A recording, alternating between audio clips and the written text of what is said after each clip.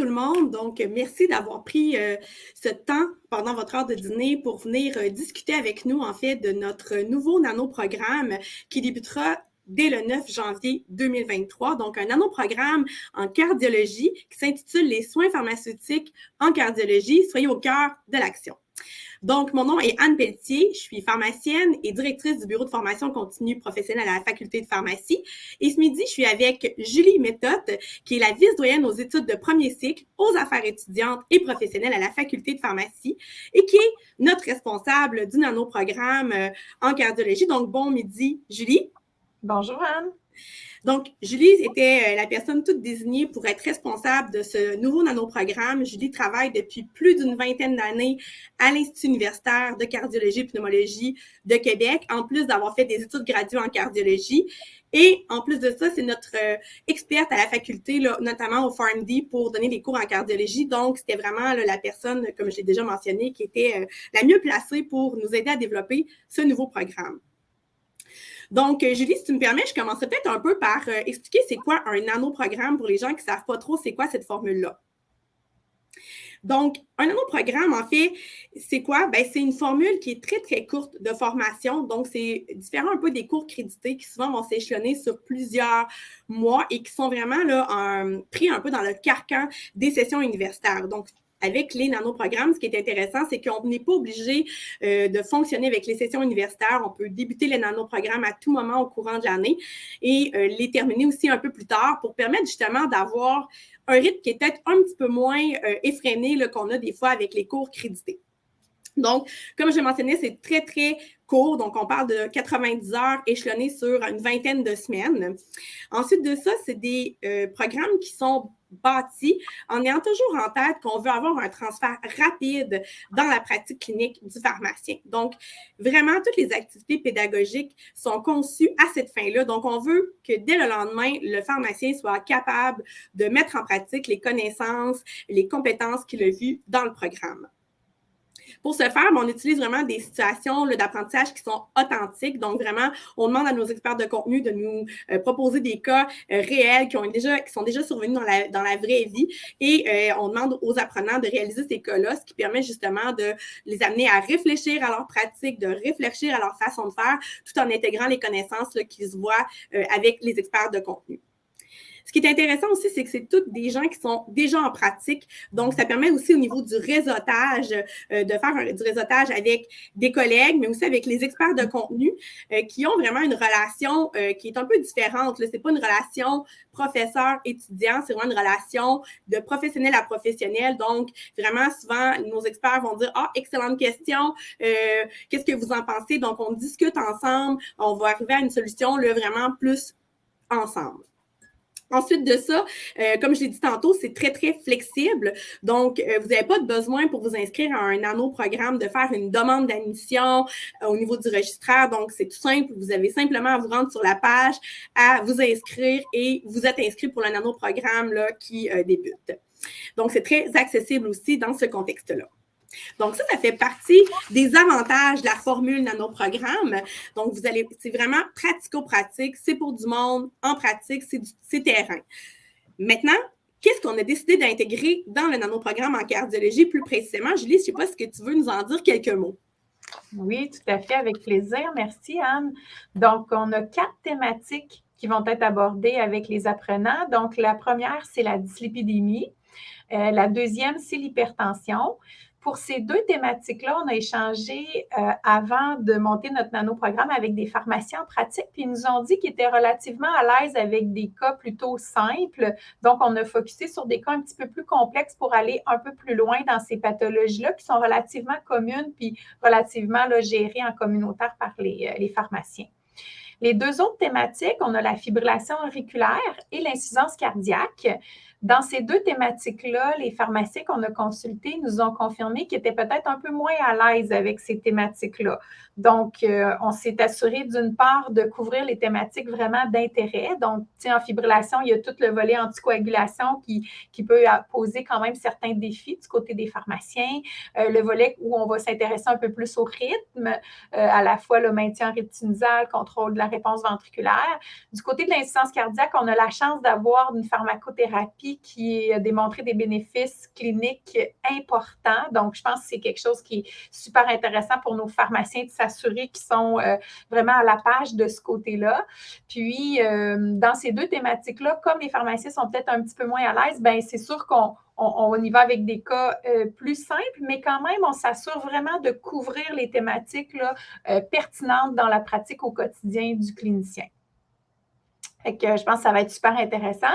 C'est sûr que d'avoir des cas comme ça, nos pharmaciens experts vont nous proposer des cas en exercice formatif. Donc, les pharmaciens vont avoir à réfléchir, à faire un peu un volet auto-apprentissage avec des lectures préparatoires, travailler les cas. Puis, on va bénéficier de l'expertise de chacun de nos experts pour discuter des différentes thématiques. Donc, la première portion du cours va vraiment là, se faire de cette façon-là. Ça va être super intéressant. Pam, justement, tu nous parles d'experts. Donc, peux-tu nous en dire un peu plus par rapport à ton équipe, en fait, là, qui t'aide à élaborer le nanoprogramme actuellement? Tout à fait, une belle brochette d'experts. Je suis vraiment contente. Tous les gens qu'on a sollicités ont dit oui à l'appel. Donc, on a des super partenaires avec nous. C'est des pharmaciens qui travaillent tous au quotidien dans les domaines auxquels ils vont enseigner. Ils ont un intérêt dans ça. C'est des gens qui s'impliquent aussi déjà dans leur communauté directement d'apprentissage chez eux, mais c'est aussi pour la plupart des pharmaciens qu'on a déjà sollicités comme conférenciers. Je peux vous présenter la première qui est Sonia Boulanger, qui est une pharmacienne de plus de 20 ans d'expérience qui travaille au quotidien à la clinique d'hypertension. Donc, c'est notre personne toute désignée pour nous parler des cas d'hypertension. Elle est impliquée auprès de la Société québécoise d'hypertension également. C'est une collaboratrice de longue date là, pour notre enseignement de premier cycle. Fait que Sonia est avec nous pour l'hypertension. Louis-Étienne Marchand, c'est mon collègue du côté de l'IUCPQ. Louis-Étienne est un pharmacien qui est tombé dans la cardiologie dans sa pratique et qui en mange au quotidien. C'est même le pharmacien qui est à la tête du regroupement de pharmaciens experts en cardiologie du côté de notre association professionnelle, donc la PES, au sein des établissements de santé. Fait que c'est un enseignant aussi là, assez naturel, fait que ça va être super intéressant de travailler avec Louis-Étienne du côté de la fibrillation auriculaire. On a la chance également d'avoir Michel Germain, c'est un pharmacien aussi en pratique. Il est chez nous à l'IUCPQ. Il fait plusieurs secteurs cliniques, dont la cardiologie, donc le lien avec la dyslipidémie. Il fait par contre aussi de la gériatrie de l'urgence, puis parfois, je pense que ça peut être intéressant d'avoir cette vision-là, ce regard-là aussi. Des fois, la portion un peu gériatrique des cas, ça peut être intéressant d'y réfléchir. Michel, c'est quelqu'un qui a poussé sa formation un petit peu plus loin, donc il est allé faire une formation supplémentaire en dyslipidémie par lui-même. Puis il a également fait un board, tout comme Louis-Étienne, j'ai oublié de le mentionner, mais les deux, Louis-Étienne et Michel, ont fait un board en cardiologie. Donc, c'est quand même une spécialité supplémentaire que ces gens-là font. Puis ça démontre leur engagement là, dans la cardiologie. Donc, Michel aura la chance de discuter avec nous des cas de dyslipidémie. Fait que ça va être encore là très intéressant. C'est un pharmacien qu'on a déjà eu aussi comme collaborateur pour différentes formations continues qui avaient été appréciées des apprenants. Et il est impliqué dans l'enseignement au PharmD. Il est impliqué aussi dans l'enseignement même de d'autres professionnels là, dans d'autres cours au sein de l'université. Vincent Leclerc, qui est mon collègue également, qui, lui, travaille à la clinique d'insuffisance cardiaque. Il y a différentes autres expertises, comme par exemple la gériatrie aussi et la greffe cardiaque. Mais pour le cours, on l'a spécifiquement recruté pour son expertise au sein de la clinique d'insuffisance cardiaque. Donc, c'est une thématique qu'on a peut-être moins souvent abordée ou qu'on a été peut-être moins en profondeur aussi. Fait que comme Vincent est habitué de gérer des cas au quotidien, bien, je pense que son expertise va être vraiment très appréciée. Il s'implique déjà au sein, je sais qu'au dernier congrès de la Société québécoise d'insuffisance cardiaque, on lui a demandé de présenter. Fait que c'est quelqu'un qui est déjà reconnu par ses pairs aussi là, du côté de l'insuffisance cardiaque. Puis, moi, je suis là comme pharmacienne de cardiologie aussi pour arrimer tout ça, puis aussi être une première répondante pour vous. Puis, ça va vraiment me faire un grand plaisir de travailler avec vous au quotidien pour vous accompagner dans vos apprentissages, faire le lien aussi avec les experts de contenu, s'assurer qu'on puisse bien progresser ensemble dans vos apprentissages, puis surtout répondre à vos besoins aussi. Là, on est des gens très ouverts et très flexibles, puis on a bien hâte de travailler avec vous pour le nano en cardiologie. Julie, tu as un peu parlé des activités pédagogiques. Dans le fond, la structure du nanoprogramme est la même pour chacune des situations cliniques que tu as élaborées, donc dyslipidémie, hypertension, FA et insuffisance cardiaque. Donc, on commence avec des lectures, une courte vidéo de chacun des experts qui explique un peu c'est quoi leur raisonnement clinique lorsqu'ils sont face à un cas, par exemple en hypertension, etc. Donc, avec vraiment là, je vais emprunter l'expression des cues pour les cas, des choses à ne pas manquer. Puis après ça, il y a un cas formatif sur lesquels, dans le fond, les apprenants vont devoir plancher. Il va y avoir un retour synchrone. Donc, ça, je sais que des fois, ça peut être un peu... il peut y avoir des questions par rapport au fait que c'est synchrone, mais sachez que les présences ne sont pas obligatoires, bien qu'on vous recommande fortement d'être là, puisque ça vous permet d'avoir un lien directement avec l'expert, de poser vos questions en direct. Mais si toutefois, vous travaillez, vous ne pouvez pas être présent, vous avez d'autres obligations familiales, sachez que toutes les rencontres synchrones, il y en a 4 en fait dans le premier bloc, vont être enregistrés et ils vont être disponibles en différé sur le site du cours. Donc, vous n'êtes pas obligé d'être présent pour les rencontres synchrones. On est conscient là, de la situation.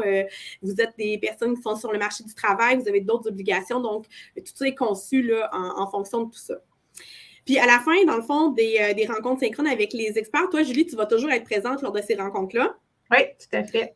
Puis dans le fond, tu vas amener un petit peu les gens à réfléchir à qu'est-ce qui se passe, qu'est-ce qui fait en sorte que peut-être que la prise en charge de la pharmacothérapie des patients atteints de maladies cardiovasculaires n'est pas à ce niveau attendu-là en pratique. C'est un peu ça qui va arriver en fait à la fin des rencontres synchrones, c'est ça? Tout à fait, parce qu'au terme des rencontres avec les collègues, donc c'est toujours intéressant parce qu'on peut échanger avec les experts, mais on peut échanger aussi avec les autres apprenants, puis réfléchir ensemble quelles sont les barrières, quels sont les besoins, quelles sont les problématiques pour appliquer tout ce qu'on a discuté dans la pratique au quotidien.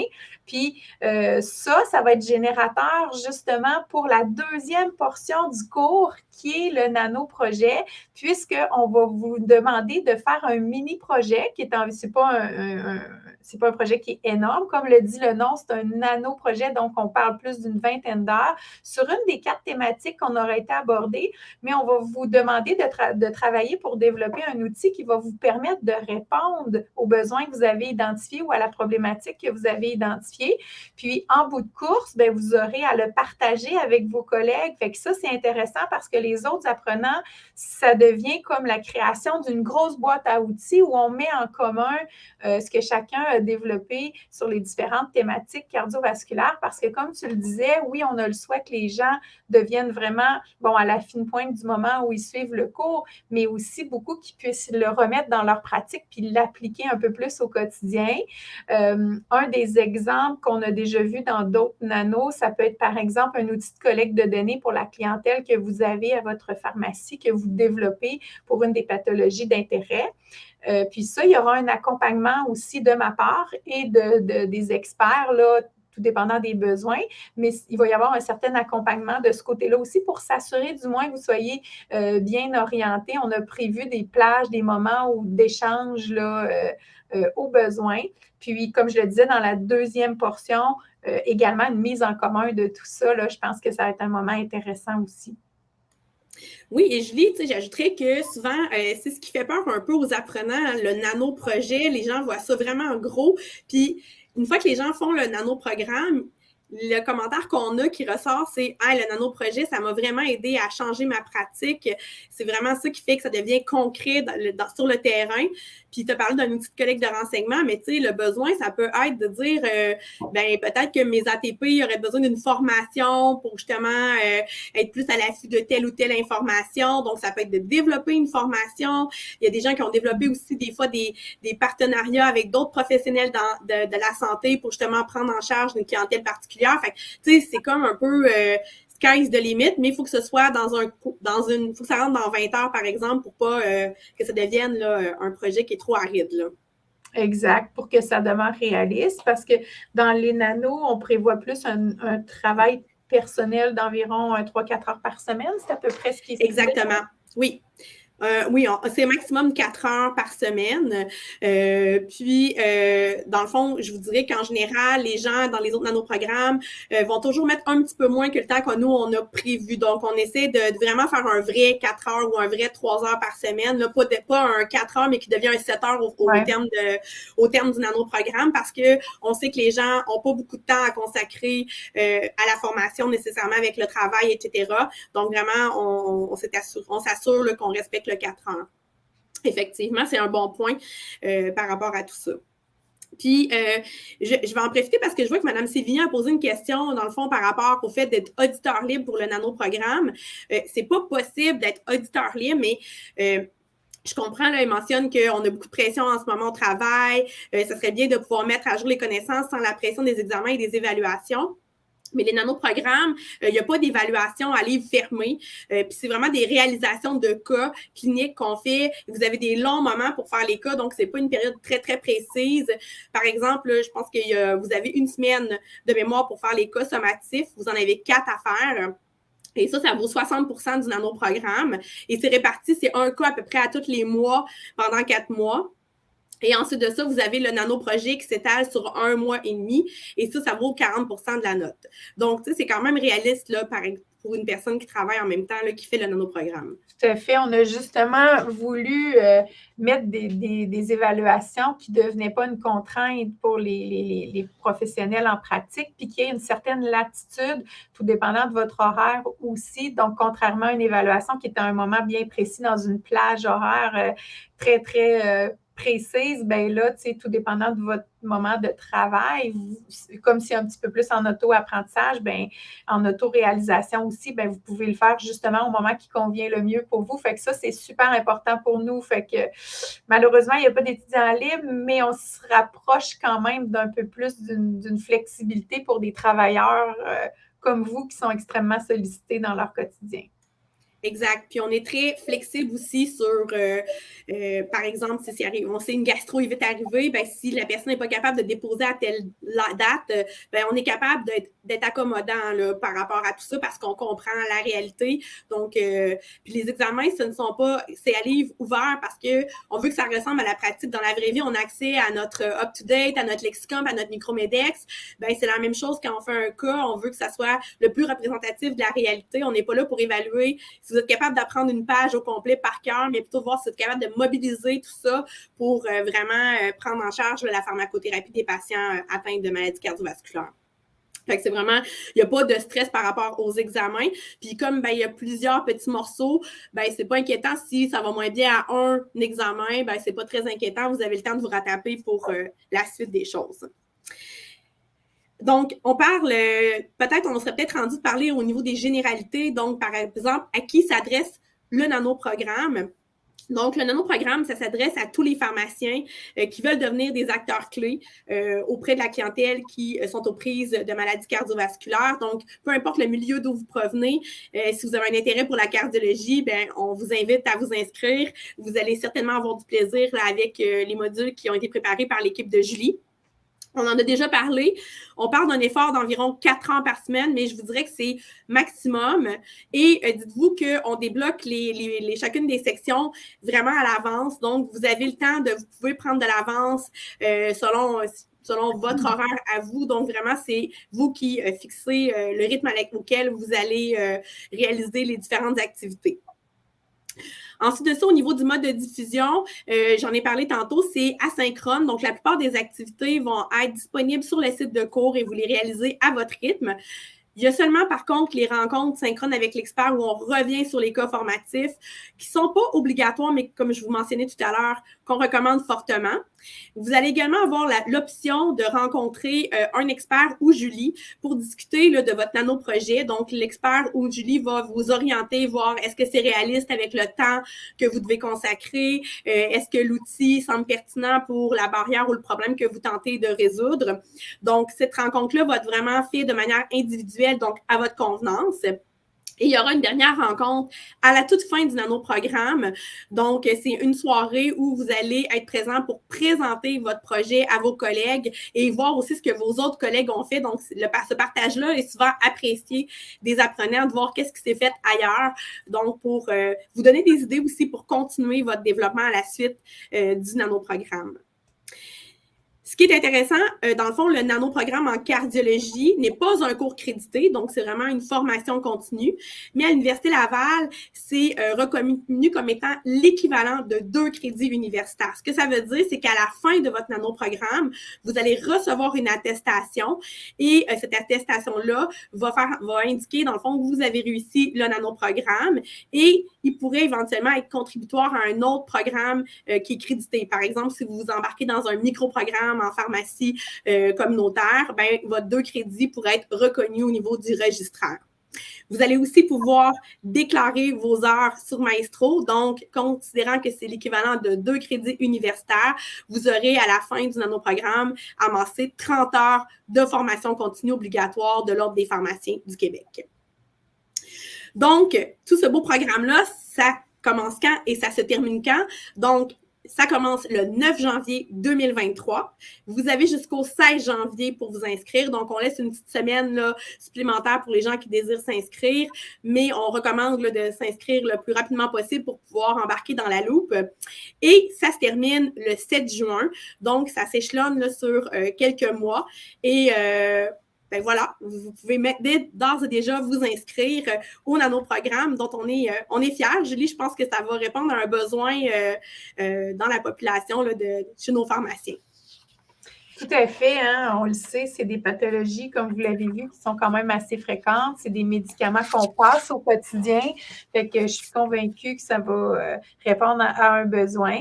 J'avais vu le développement des autres nanoprogrammes aussi, fait que j'ai vu l'impact de tout ça. Compte tenu de mon expertise en cardio, j'avais hâte qu'on arrive à cette thématique-là. Fait que je suis vraiment contente qu'on arrive à ça. Puis, tu sais, je te remercie, toi, Anne, je remercie toute ton équipe, je remercie mes collègues experts qui ont accepté là, de s'impliquer dans cette belle aventure avec moi.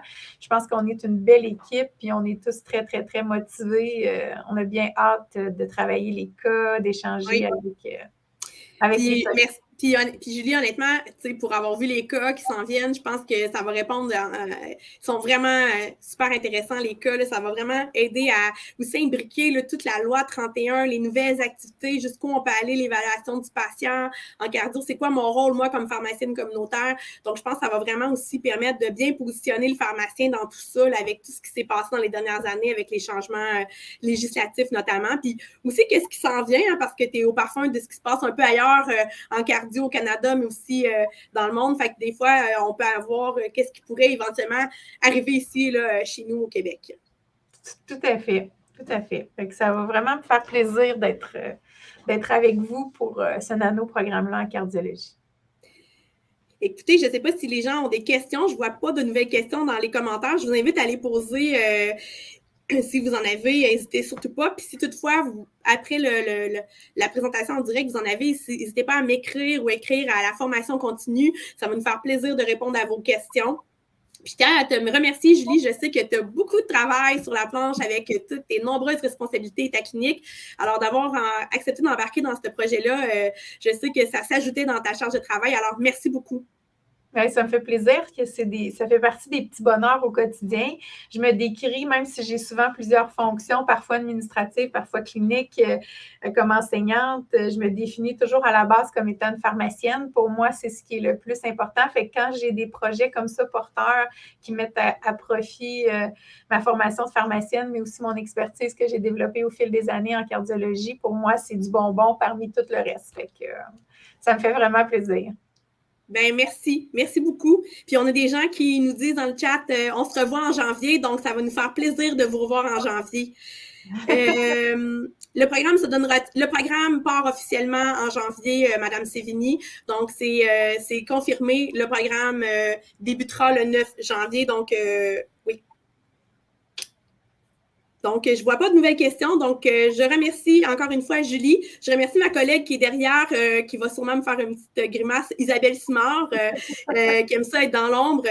Alors, merci beaucoup à vous deux pour ce midi d'avoir accepté. Ah, j'ai une autre question, Julie, un instant. Est-ce que l'instruction nano-programme permet l'accès aux ressources de la bibliothèque pendant le nano-programme? Oui, Madame Terrien, vous allez avoir accès aux ressources de la bibliothèque pendant toute la durée du nano-programme. C'est nécessaire parce que vous allez devoir faire des recherches pour réaliser les cas, etc. Donc, pendant toute la durée du nano-programme, vous avez accès à Micromedex, XCOMP, toutes les ressources, là, Vigilance aussi. Donc, c'est toutes des ressources auxquelles vous avez accès. Oui, puis pour le nano-projet aussi, c'est intéressant d'avoir accès à ces... C'est oui pour les cas, mais pour le nano-projet aussi, je pense que ça peut être intéressant. Tout à fait. Je suis d'accord. Voilà, ben ça fait le tour pour aujourd'hui. Alors, ben je vous souhaite à tous et à toutes une belle fin de journée, puis au plaisir de vous revoir en janvier dans notre nano-programme en cardiologie, les soins pharmaceutiques en cardiologie. Soyez au cœur de l'action. Donc, à bientôt tout le monde. On se voit en 2023.